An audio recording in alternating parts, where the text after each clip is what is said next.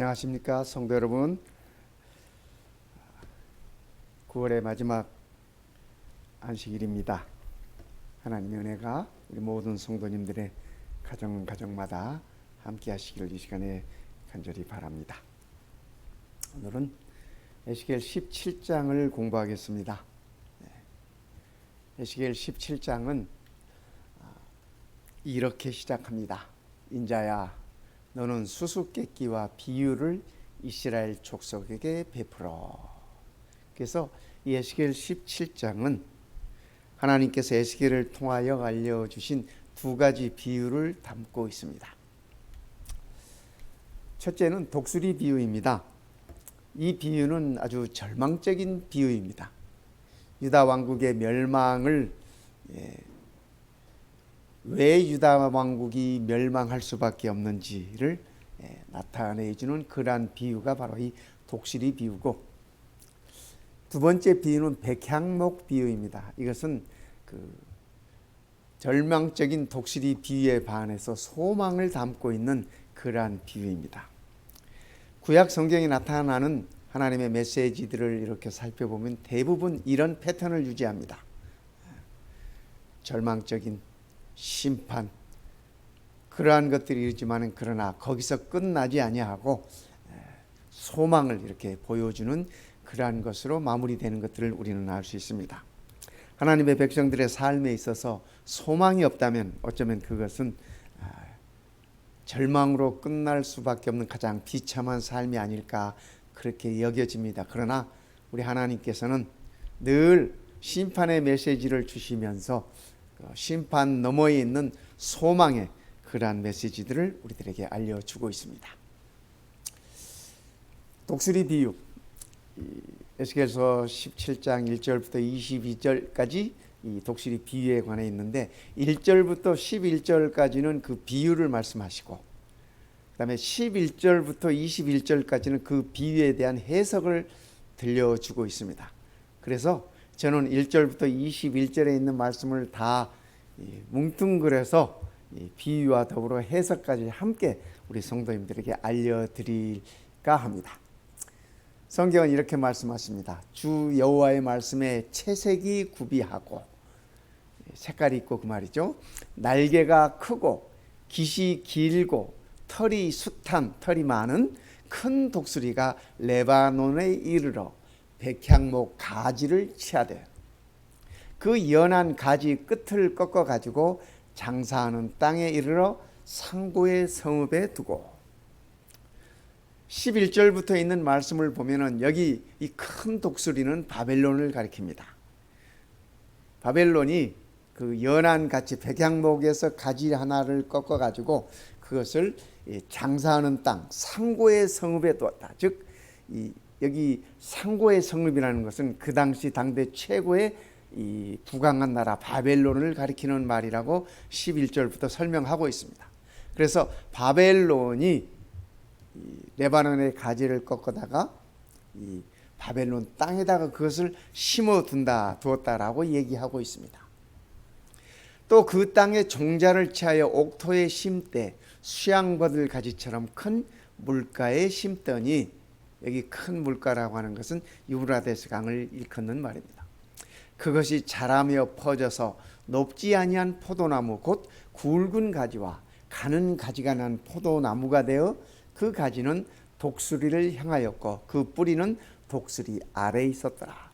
그러니까 하나님께서 이 에스겔 17장에서 말씀하시는 이 독수리 비유는 뭐냐면, 이 큰 독수리가 백향목 가지를 꺾어다가 바벨론에다가 심습니다. 근데 그 심은 그 가지가 이 포도나무로 자라는 것입니다. 그리고 그 독수리의 보살핌 아래 있었다고 그렇게 말씀하고 계십니다. 역사를 살펴보면 바벨론이 유대 나라에 3번 침공을 합니다. 첫 번째 침공은 여호야김 왕 때입니다. BC 606년. 그래서 이때 이제 605년 이 무렵에 이제 다니엘이 잡혀가지 않습니까? 여호야김 왕 때 이 바벨론이 유다를 침공하고, 두 번째는 여호야긴 왕 때입니다. 이 여호야긴 뭐 그렇지 않습니까? 에스겔이 부름을 받은 때가 여호야긴 왕 3년 차입니다. 그러니까 바벨론 포로로 있을 때,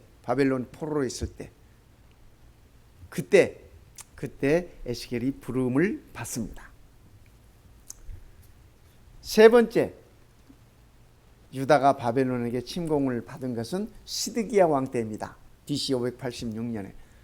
이 시드기야 왕은 유다 왕국의 마지막 왕입니다. 살펴보면 여호야긴 왕은 참 이 100일도 왕자리에 있지 못했어요. 석 달을 왕위에 있다가 바벨론에게 끌려갑니다. 그래서 여호야긴을 잡아가고, 에스겔도 그때 잡혀갔죠. 다 포로로 이렇게 잡혀가. 그때 여호야긴 왕과 더불어서 끌려간 귀족들이 10,000명 이상, 그렇게 많은 자들이 이렇게 끌려갔습니다. 그리고 여호야긴을 바벨론으로 잡아가고, 포로로 잡아가고, 유다 현지의 바벨론이 시드기야를 왕으로 세웁니다. 대부분 강국들이 이렇게 통치할 때 이 통치자를 바꾸고 자기들이 이렇게 좌지우지할 수 있는, 자기들이 마음껏 영향력을 발휘할 수 있는 자들을 왕으로 이렇게 세우지 않습니까? 그렇듯이 여호야긴은 왕위에 석 달 있고 바벨론으로 잡혀가고, 바벨론 왕은 여호야긴의 숙부인 시드기야를 그 왕위에 앉힙니다. 왕위에 앉혀서 서로 언약을 맺죠. 요즘 그 러시아가, 그죠? 우크라이나 몇 지방들을 합병하겠다고 이렇게 발표하고, 뭐 어제 오늘 이렇게 좀 난리하지 않습니까? 다 그런 식이에요. 그런 식. 그래서 시드기야를 이 현지 왕으로 앉히고 여호야긴을 잡아가고, 그래서 시드기야에게 언약을 받습니다. 바벨론의 말을 잘 듣고 시키는 대로 따라하고 조공도 잘 바치고 그렇게 하도록 이 언약을 하고 시드기야를 왕으로 앉혔어요. 오늘 이 비유는, 에스겔서 17장에 나와 있는 이 비유는 그 배경을 설명해 주는 그러한 비유입니다. 그런데 또 날개가 크고 털이 많은 큰 독수리에게, 이건 다른 독수리예요. 독수리 2마리가 17장에 나오는 겁니다. 다른 독수리예요. 생긴 것도 다르게 생겼죠? 이 독수리는 그냥 제가 이렇게 한 거고, 그죠? 성경에서 말하는 독수리는 어떻게 생겼는지 몰라요. 또 날개가 크고 털이 많은 큰 독수리에게 물을 받으려고, 이 포도나무가 말입니다, 그 심긴 두둑에서 그를 향하여 뿌리가 바라고 가지가 퍼졌도다. 그러니까 처음에 있었던 그 큰 독수리가, 그죠? 이 바벨론에 이렇게 옮겨 심어놓은 나무. 그래서 그 포도나무가 자라는데, 이 포도나무가 자라면서 뿌리를 다른 쪽으로 내려. 다른 독수리 쪽으로 뿌리를 내리고, 이 수분을 공급받기 위해서 그 가지가 그 다른 독수리 쪽으로 이렇게 이 뿌리를 내린다는 얘기입니다. 12절부터 나와 있는 하나님께서 이 비유를 해석해 주신 모습을 보면, 이 다른 독수리는 이집트를 가리키는 말입니다. 애굽을 가리키는 말입니다.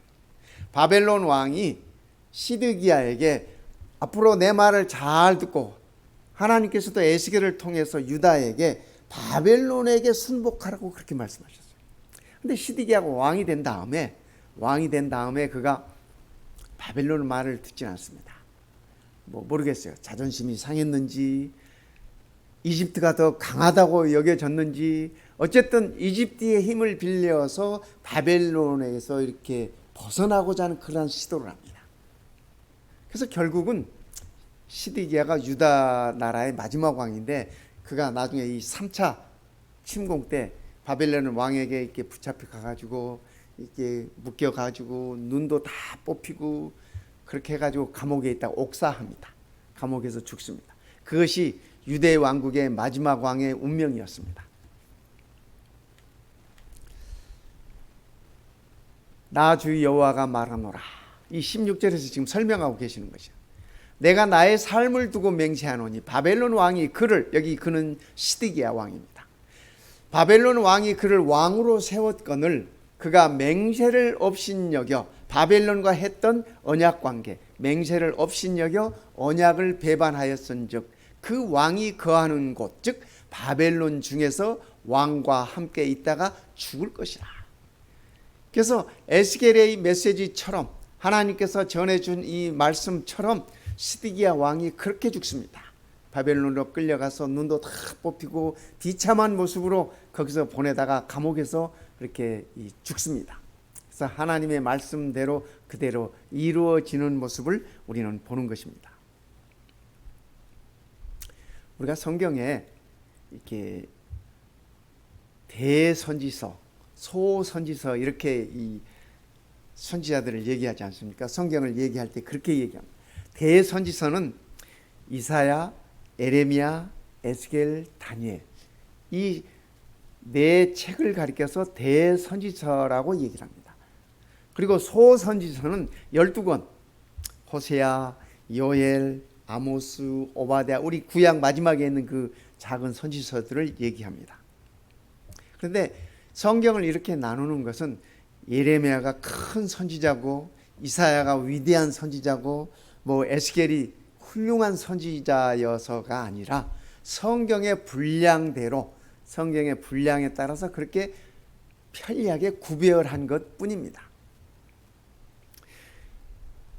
이사야 선지자는 유다가 바벨론에 포로되기 전에 유다 왕국에 보내진 선지자였습니다. 그리고 에레미야, 에스겔, 다니엘은 포로 시대 선지자, 하나님의 부르심을 받아서 그들의 사역을 했습니다. 예레미야는 포로로 잡혀가고 유다에 남아있는 백성들에게 보내진 선지자였습니다. 에스겔은 포로로 잡혀가서 바벨론에 있는 자들에게 주어진 선지자였습니다. 메시지를 전한 선지자였습니다. 그리고 다니엘은 포로로 잡혀가서 바벨론 궁중에 바벨론 왕궁에 보내진 하나님의 선지자였습니다. 그래서 다니엘은 바벨론 왕 느부갓네살 왕 곁에 있었고 나중에 페르시아 왕국까지 그가 이렇게 사역을 했지 않습니까?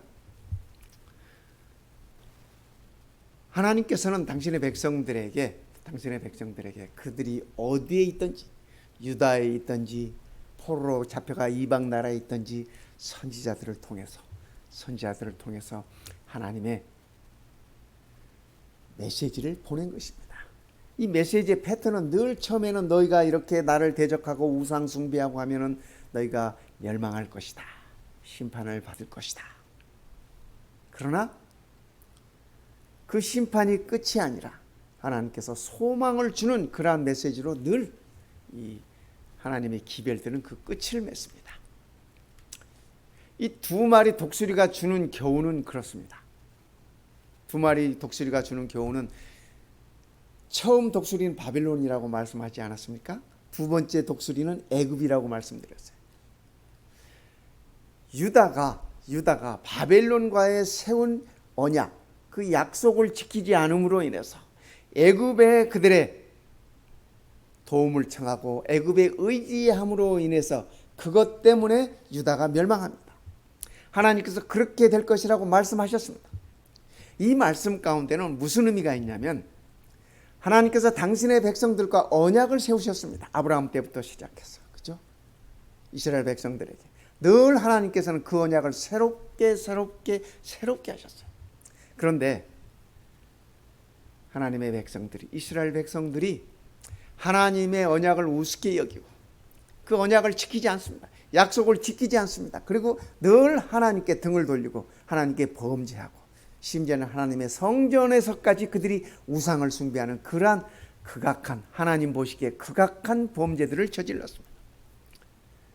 이 두 마리 독수리의 비유를 통해서 주시는 비결은 너희가 약속을 지키지 아니하고 약속을 어기고 거기에 대항하면 반드시 멸망한다는 메시지입니다. 그래서 이 두 마리 독수리가 주는 교훈은 우리가 하나님의 자녀로서 하나님의 백성으로서 하나님과 맺은 그 언약에 우리가 성실치 못할 때 우리도 반드시 이 유다의 왕국처럼 멸망한다고 하는 심판의 메시지를 우리들에게 전해주고 있는 것입니다. 이 두 마리 독수리의 비유에서 나타난 것은 하나님이 가장 필요할 때 하나님을 찾지 않는다고 하는 사실입니다. 하나님은 에스겔을 통해서 유다 백성들에게 너희의 죄가 이러이러하고 들한 그 죄악에 대한 모든 메시지를 주시면서 너희가 돌이켜 회개하면 그러한 멸망에서 벗어날 것이다. 그런 메시지를 주었어요. 그러니까 하나님의 메시지는, 에스겔을 통하여 주시는 하나님의 메시지는 너희의 죄악이 이러할지라도 회개하고 돌이키라는 것이 하나님의 메시지였습니다. 그런데 이 백성들이 하나님이 가장 필요할 때 끝까지 하나님을 찾지 않았다고 하는 사실입니다. 하나님을 바라보아야 할 가장 절박한 시각에 인간적 수단과 노력에 의해서만 빠져나오려고 몸부림치는 비참한 모습이 유다 왕국의 마지막 모습이었습니다. 하나님께서는 에스겔을 통해서 말씀하셨습니다. 너희가 바벨론에게 순복해라. 그런데 시드기야 왕은 그 말을 듣지 않습니다. 그리고 바벨론에게서 벗어나기 위해서 애굽을 의지합니다. 성도 여러분, 오늘 우리의 삶 속에서도 우리가 꼭 기억해야 할 부분입니다. 우리가 이 험한 세상에 살면서, 죄로 가득한 세상에 살면서 우리가 죄의 문제를 해결하기 위한 가장 필요한 것은 우리가 오직 하나님을 찾아야 하는 것입니다. 하나님께 의지해야 하는 것입니다. 그분의 약속의 성실히 우리가 임해야 하는 것입니다. 그런데 어쩌면 오늘 우리의 삶 가운데서 우리는 하나님을 찾기보다는 세상적인 방법으로 죄에 관해서 벗어나 보려고 하는 그러한 시도가 있지 않는지 우리의 자신들을 한번 살펴보아야 할 것입니다. 우리가 에스겔 17장의 메시지에서 찾아볼 수 있듯이 하나님 외에 그 어떤 해결책도 없다고 하는 사실입니다. 유다 백성들은 그 사실을 인지했어야만 했습니다. 그리고 하나님께 돌이켜야만 했습니다. 오늘 우리도 마찬가지인 것입니다. 두 번째 비유는 백향목 비유입니다. 22절부터 24절까지 나와 있는 비유가 이 백향목 비유입니다. 여러분들이 보시고 있는 이 나무가 백향목 나무입니다. 참 웅장하고 멋지지 않습니까? 네. 레바논에 이 나무들이 참 많습니다. 이스라엘 땅에는 이 백향목이 별로 없습니다. 별로 없어요. 그래서 솔로몬이 성전을 지을 때도 그 백향목들을 저 레바논에서 다 이렇게 갖다가 이 성전을 지었어요. 나 주 여호와가 말하노라. 내가 또 백향목 꼭대기에서 높은 가지를 취하여 심으리라. 백향목의 그 높은 곳에 있는 가지를 하나 취해 가지고 내가 그 높은 새 가지 끝에서, 새로운 가지 끝에서 연한 가지를 꺾어 높고 빼어난 산에 심되, 하나님께서 이 백향목에서 한 가지를 꺾어서 그것을 심어 두시는 것입니다. 에스겔 17장에서 말씀하시는 이 가지는, 백향목 가지는 구약 성경에 면면이 흐르고 또 표현되어 있는 그 가지를 얘기합니다. 이새의 줄기에서, 이새가 누구신 줄 아시죠? 다윗의 아버지. 이새의 줄기에서 한 싹이 나며 그 뿌리에서 한 가지가 나서 결실할 것이요. 성도 여러분, 이 말씀이 누구를 가리키는 것인지 우리 아시죠? 여호와의 신, 곧 지혜와 총명의 신이요, 모략과 재능의 신이요, 지식과 여호와를 경외하는 신, 그 위에 강림하시리니. 한 줄기에서, 한 이새 줄기에서 한 싹이 나는데 그 뿌리에서 한 가지가 나오는데 그 가지 위에 성령이 임하시는 것입니다. 성령이 임하시는 거죠. 우리는 메시아의 모습에서 이 모습을 보는 것입니다. 여기 말하는 이 한 가지는 장차 나타나실 메시아를 가리키는 말씀입니다. 우리 예수님께서 침례받고 나오실 때 하늘이 열리고 성령이 그 위에 임하셨습니다. 메시아라고 하는 말은 기름 부음을 받은 자라고 하는 뜻입니다. 즉 하나님의 택하신 아들 위에 성령 하나님이 임하시는 거죠. 기름 부음을 받은 자는 세 가지 직분이 있습니다. 왕이나 선지자나 대제사장이나. 구약 시대는 다 각기 다른 사람들이었습니다. 그러나 메시아로 오신 한 분, 우리 예수님은 이 세 왕으로서, 선지자로서, 대제사장으로서 이 세 직분을 다 감당하시는 기름 부음을 받은 메시아인 것을 우리는 아는 것입니다. 나 여호와가 말하노라. 보라, 때가 이르리니 내가 다윗에게 한 의로운 가지를 일으킬 것이다. 바울은 갈라디아 4장 4절에서 때가 이르매 하나님께서 그 아들을 보내셨다고 말씀하셔요. 그래서 때가 이르리니 내가 다윗에게 한 의로운 가지를 일으킬 것이라. 이새의 자손에서, 이새의 뿌리에서 가지를 일으키다는 그 말씀과 같은 말씀입니다. 그가 왕이 되어 지혜롭게 행사하여 세상에서 공평과 정의를 행할 것이며 그의 날에 유다는 구원을 얻겠고 이스라엘은 평안히 거할 것이며 그 이름은 여호와 우리의 의라 일컬음을 받으리라. 예레미야 선지자는 아까 제가 말씀드렸죠. 포로로 끌려가고 남은 유다 땅에 남은 그 백성들에게 보내진 선지자. 예레미야는 본국에 남아있는 자기 백성들에게 다윗의 뿌리에서 의로운 가지가 날 것이다, 메시아가 올 것이라고 하는 소망을 일러주고 있었고, 에스겔은 포로로 잡혀간 이 유대 백성들에게 하나님께서 백향목 가지를 꺾어서 거기서 새 가지를 심어서 거기서 왕이 나올 것이라고, 메시아가 나올 것이라고 그러한 소망의 기별을 주고 있는 것입니다. 신약성경 맨 처음에는 이렇게 기록하지 않습니까? 아브라함과 다윗의 자손 예수 그리스도의 세계라. 여기 예수 그리스도라는 말, 예수는 하나님의 아들 이름이고 그리스도는 히브리 말로 메시아라는 말입니다. 메시아를 헬라 말로 하면 그리스도라고 그렇게 표현한 것입니다. 다윗의 자손, 이새의 뿌리, 다윗의 가지, 그가 곧 메시아이심을 우리는 아는 것입니다. 유대의 역사를 살펴봐도 그들이 바벨론으로 포로로 잡혀가고 포로에서 돌아와가지고 유대 나라가 이렇게 어느 정도 진행이 되지만 우리가 역사 속에서 아시지 않습니까? 유대 나라가 단 한 번도 제대로 회복된 적이 없습니다. 그러게 이 말씀 속에서 하나님은 얘기하십니다. 메시아를 통하여서만이, 하나님의 왕국이 이르러서만이 거기서 참된 평화와 참된 정의가 이루어진다, 참된 공의와 의가 이루어진다고 하는 사실을 우리에게 이 말씀 속에서 일러주고 계시는 것입니다. 나 주 여호와가 말하노라. 내가 또 백향목 꼭대기에서 높은 가지를 차여 심으리라. 내가 그 높은 새 가지 끝에서 연한 가지를 꺾고 높고 빼어난 산에 심으리라.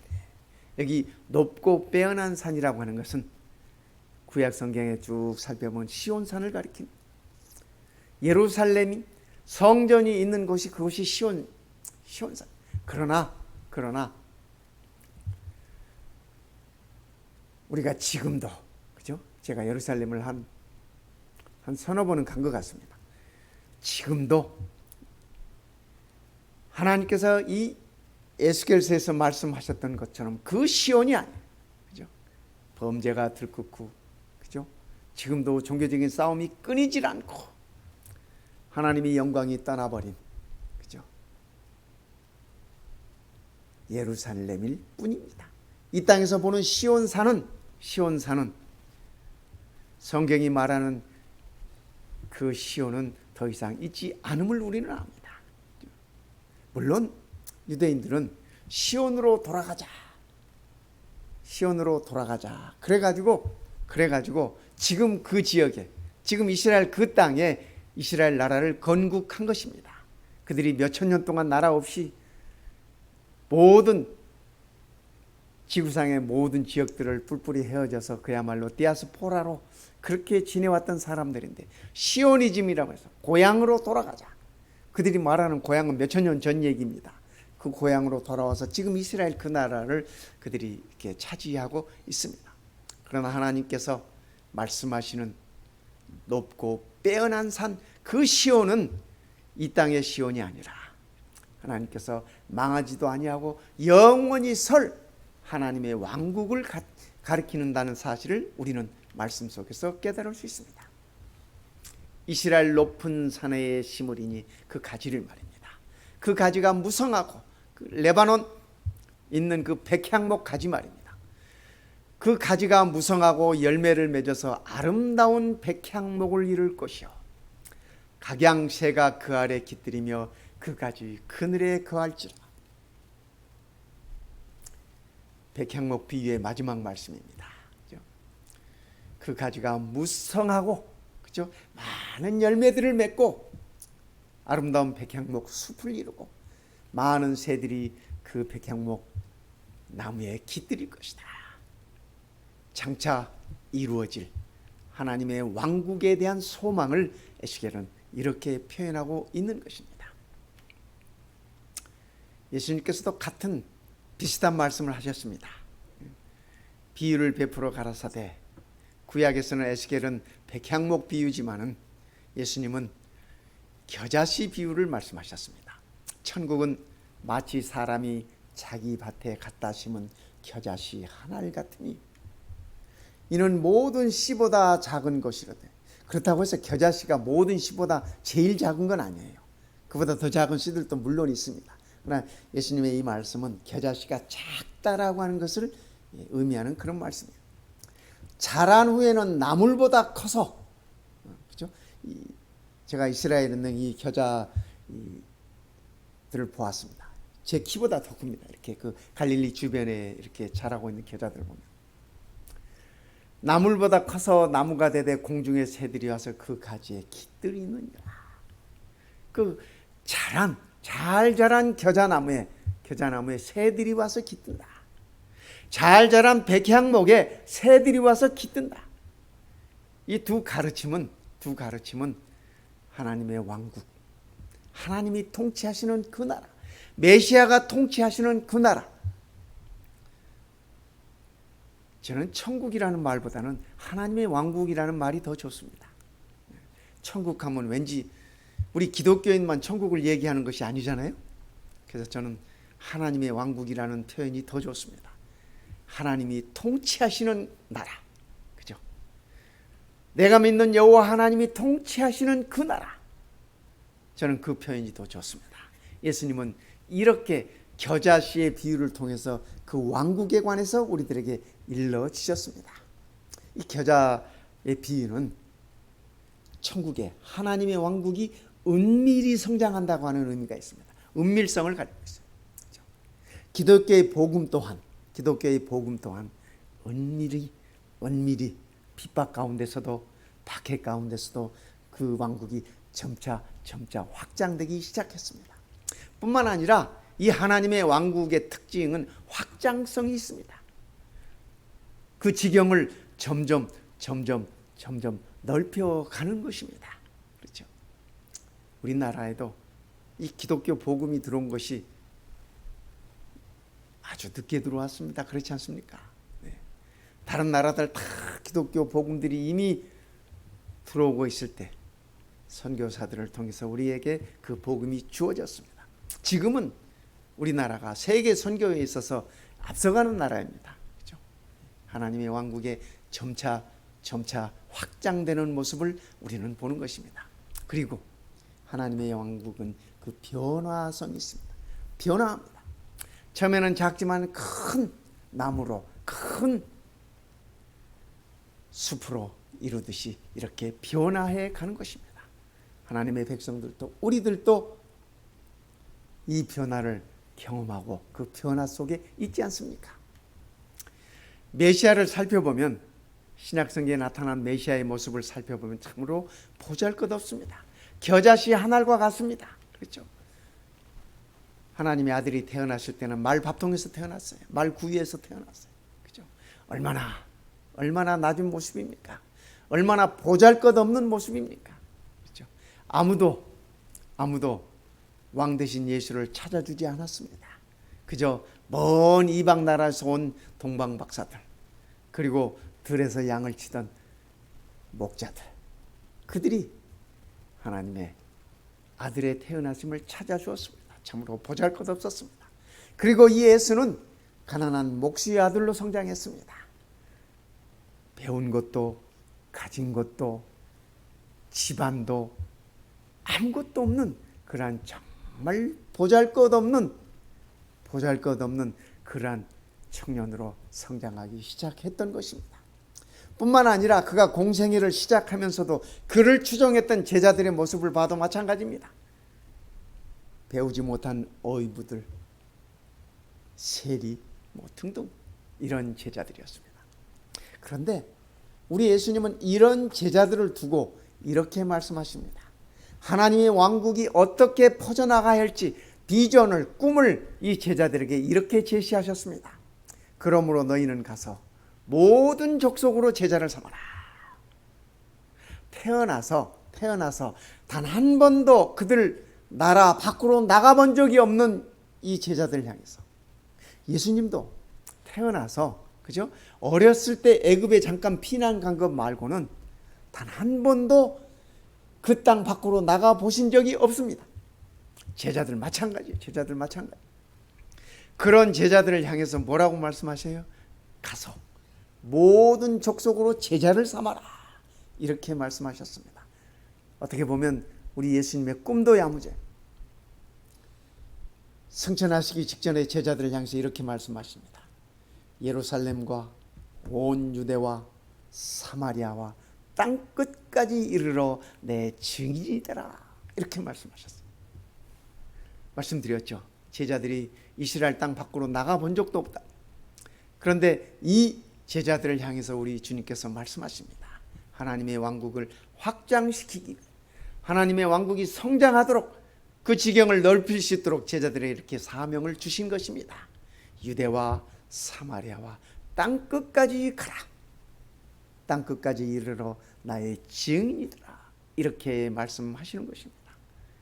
연한 가지, 백향목 가지가 심어짐으로 인해서 그 백향목 나무가 자라고 숲을 이루는 모습을 하나님의 왕국에 성장하는 모습으로 그렇게 일러주신 것입니다. 작은 겨자씨가 떨어져서 싹을 피우고 성장하고 자라면서 큰 숲을 이루고 거기에 많은 새들이 거할 수 있도록 하나님의 왕국을 그렇게 표현해 주신 것입니다. 들의 모든 나무가 나 여호와는 높은 나무를 낮추고 낮은 나무를 높이며 푸른 나무를 말리우고 마른 나무를 무성케 하는 줄 알리라. 나 여호와는 말하고 이루느니라. 에스겔 17장의 마지막 있는 말씀입니다. 우리 하나님은 한번 말하시면 반드시 이루시는 분이십니다. 성도 여러분, 우리 꼭 기억하십시다. 우리 하나님은 말씀하시면 이루시는 분이세요. 우리는 말을 해도 말했는지 기억조차 못할 때가 있지 않습니까? 그런데 우리 하나님은 절대로 건망증이 없으셔요. 절대로 잊어버리지 않습니다. 말씀하시면 반드시 그 말씀대로 이루십니다. 하나님의 왕국이 우리 안에서 반드시 이루어지실 것입니다. 독수리의 비유는 이스라엘 백성들에게 있어서, 유대인들에게 있어서 그들의 멸망을 말하는 절망적인 그러한 비유였습니다.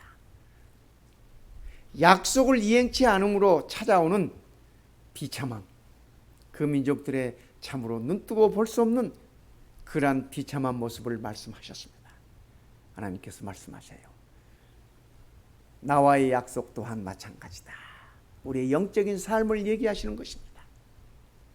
하나님께서 우리에게 세우신 그 언약들, 그 약속들을 우리가 이스라엘 백성들처럼 우습게 여기고 우상 숭배에 빠져들고 하나님의 거룩한 존전 앞에서 부정한 것들을 행하는 그러한 것들이 결국은 우리를 멸망으로 인도한다. 그러나 하나님은 말씀하십니다. 그러나 내가 너희에게 원하는 것은 그러한 멸망이 아니라 이 백향목 가지를 심어서 무성하게 자라고 그 안에 새들이 거하듯이 너희가 나의 왕국에 들어와서 이렇게 거하기를 원한다 하는 것이 하나님의 본심이십니다. 하나님의 마음이십니다. 성도 여러분, 오늘 우리는 이 백향목의 비유를 꼭 기억하십시다. 우리 여호와 하나님은 높은 나무를 낮추기도 하시고 낮은 나무를 높이기도 하시고 푸른 나무를 마르게도 할 수 있게 하시고 마른 나무를 다시 무성하게 살릴 수도 있으신 하나님. 그 말은 저는 이 말씀 속에서 말라버린 나 또한 하나님께서 다시 살릴 수 있다라고 하는 소망을 봅니다. 성도 여러분, 우리도 또한 하나님의 말씀 속에서 이러한 소망을 일깨우게 되기를 바랍니다. 이러한 소망이 우리의 믿음에 힘을 주고 우리의 신앙의 발걸음에 더욱 에너지를 주어서 힘차게 걸어갈 수 있도록 우리들에게 희망이 되었으면 좋겠습니다. 여호와 하나님은 말씀하시고 반드시 이루시는 분이십니다. 유다 왕국의 절망의 원인은 죄였습니다. 근데 이 죄였는데 더 중요한 것은 이 죄를 회개하지 않은 것이 더 큰 문제였습니다. 우리도 마찬가지입니다, 성도 여러분. 우리가 우리의 연약함 때문이든 우리의 실수 때문이든 어떤 이유에서든지 간에 우리가 죄와 떨어져서 살기는 참으로 어려운 세상입니다. 그러나 더욱 중요한 것은 이 죄를 우리가 하나님께 나아감으로 하나님께 내어놓음으로 그리스도의 보혈을 통해서 우리가 회개함으로 깨끗함을 받을 수 있다고 하는 사실입니다. 유대인들의 정작 문제는 죄가 많았지만은 그 죄를 회개하지 않은 것이 그들에게 가장 심각한 문제였습니다. 죄를 회개하지 않은 저변에는 교만이 자리 잡고 있습니다. 교만. 성도 여러분, 우리 안식일 하나님 앞에서 우리의 모든 교만함을 내려놓으십시다. 하나님께 우리의 죄악들을 용서해 달라고 회개 기도를 드리십시다. 그렇다면 우리는 이 절망 가운데서 소망으로 나올 수 있다고 하는 사실입니다. 두 독수리 사이에서 고민하고 있었던 이 포도나무, 그렇죠?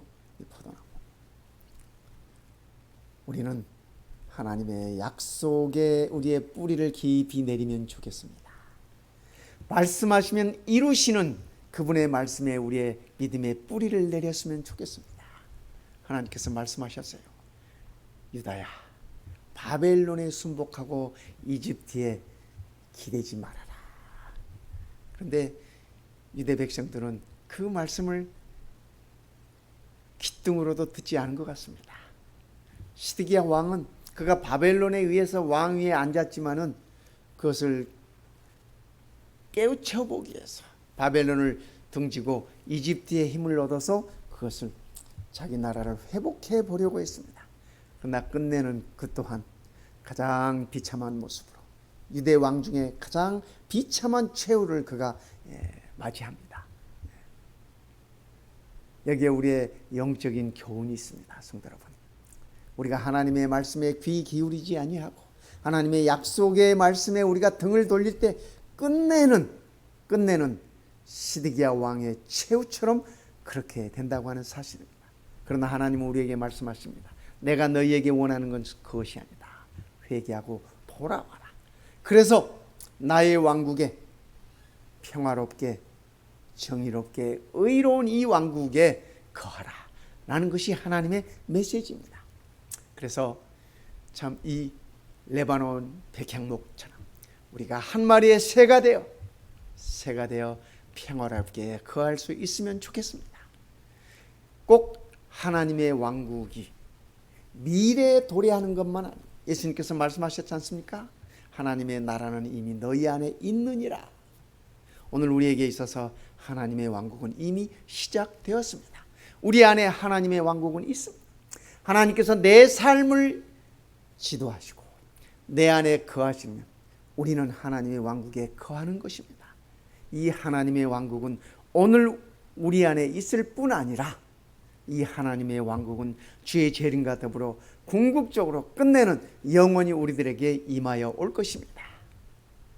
우리 모든 성도님들에게 이 하나님의 왕국의 축복이 임하시기를 바라고 우리를 영원한 생명으로 영원한 왕국으로 인도하기를 원하시는 하나님의 뜻이 우리 안에 이루어지시기를 이 시간에 간절히 바랍니다. 기도하겠습니다. 우리 아버지 하나님 참으로 감사합니다. 끊임없이 돌아서고 또 돌아서는 우리를 향하여 회개하라 말씀하시고 하나님의 왕국으로 돌아오라고 말씀하시는 그 은혜를 인하여 참으로 감사합니다. 우리를 위하여 아들 예수 그리스도를 메시아로 우리들에게 보내주시고 메시아를 통하여 우리의 구원을 완성시키시고 메시아를 통하여 하나님 왕국의 친 백성이 되게 하신 그 은혜를 참으로 감사드립니다. 이제는 우리가 하나님의 왕국의 백성으로서 아름다움을 유지하게 하시고 그 거룩함을 잃지 않도록 하시고 주님 오시는 그날까지 신실한 주의 백성 되도록 우리를 인도하여 주시옵소서. 우리 주님 예수님의 이름으로 간절히 기도드리옵나이다. 아멘.